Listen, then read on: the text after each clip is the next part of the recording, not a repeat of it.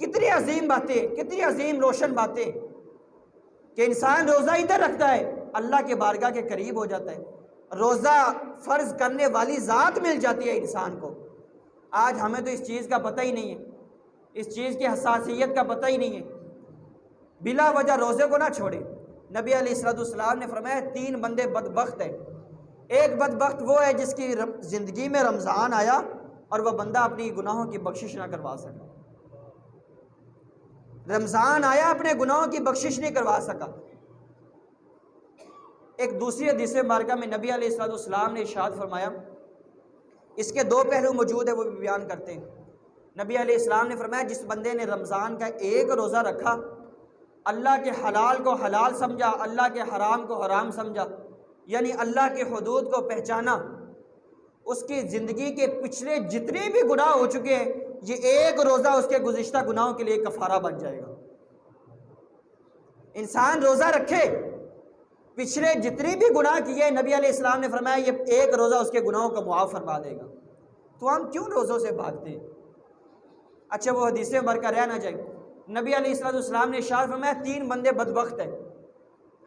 एक बंदा वो है कि जिसकी ज़िंदगी में रमज़ान आया और वो बंदा अपने गुनाहों की बख्शिश ना करवा सका, और एक बदबख्त वो है कि जिसने अपने वालिदैन को बुढ़ापे की हालत में पाया और वह बंदा उनकी खिदमत करके जन्नत हासिल ना कर सका। वालिदैन की खिदमत करने का हुक्म है, वालिदैन को ओल्ड हाउस में जमा करवाने का हुक्म नहीं है। आज वालिदैन बूढ़े हो जाते हैं तो उनको ओल्ड हाउस में जमा करवा देते हैं, वालिदैन की खिदमत करने की बजाय। ओल्ड हाउस के ऊपर एक वाक़या याद आया, बल्कि वो तीसरे बंदे का पहले बयान कर दे। नबी अलैहिस्सलाम ने इरशाद फरमाया, तीसरा बदबख्त वो है कि जिस बंदे के पास मेरा जिक्र किया गया, उस बंदे ने मुझ पर दुरूद सलाम ना पढ़ा, दुरूद पाक ना पढ़ा। ओल्ड हाउस, ये कितनी मगरबी बीमारियां हमारे अंदर आती जा रही हैं। एक तहरीर पड़ी थी, उसमें एक शख्स ने इस तरह अपनी वालिदा को ओल्ड हाउस में जमा करवा दिया। हालत ख़राब हुई तो उन्होंने फ़ोन किया कि आपकी वालिदा की तबीयत नसाज है, आके मिल लें, शायद आखिरी वक्त हो। वो आखिरी वक्त ही था इत्तिफाक से। मरते मरते वालिदा ने वसीयत की, कहती बेटा ये मैंने अपनी ज़िंदगी तो गुजार दी है इधर ओल्ड हाउस में, मेरे मरने के बाद कम से कम एक काम ज़रूर करना, ओल्ड हाउस के पंखे नहीं चलते, गर्मी की हालत में इसी तरह ज़िंदगी गुजारनी पड़ती है, कम से कम मेरे सदका जारिया के लिए इसके पंखे ज़रूर लगवा देना। उस वालिदा ने कैसी ज़िंदगी गुजारी होगी? ओल्ड हाउस में किस तरह अजनबियों जैसा सलूक किया जाता है, पता ही नहीं है हमें। यह रमज़ान मुबारक का मुक़द्दस महीना तशरीफ़ लाया है, इसके रोज़ों को गनीमत समझें।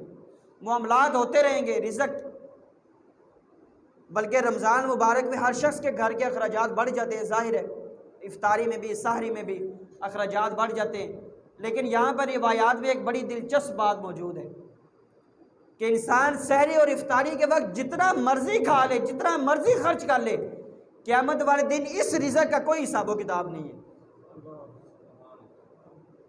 इफ्तारी और सहरी के वक्त जो इंसान रिज़्क़ खर्च करता है, इस चीज़ का क़यामत वाले दिन कोई हिसाब नहीं।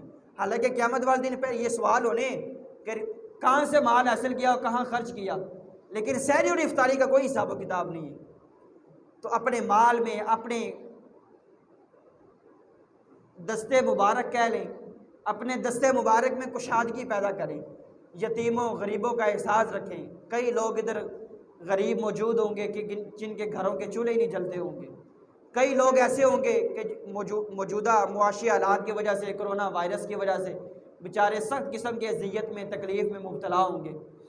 शर्म व हया की वजह से वो दस्ते दराज फैलाते नहीं होंगे, हाथ मांगते नहीं होंगे। कुछ लोग मांगना शुरू कर देते हैं बिला वजह, कुछ लोग बेचारे मजबूर होकर मांगते हैं, कुछ मांगते ही नहीं हैं। ये जो सफ़ेद पोश लोग मौजूद हैं ना हमारे अंदर, बेचारे मांगते ही नहीं हैं, इन लोगों का बिलखुसूस ख्याल रखें। अल्लाह रब्बुल इज़्ज़त सब के माल, जान, रिज़्क़ में, उम्र में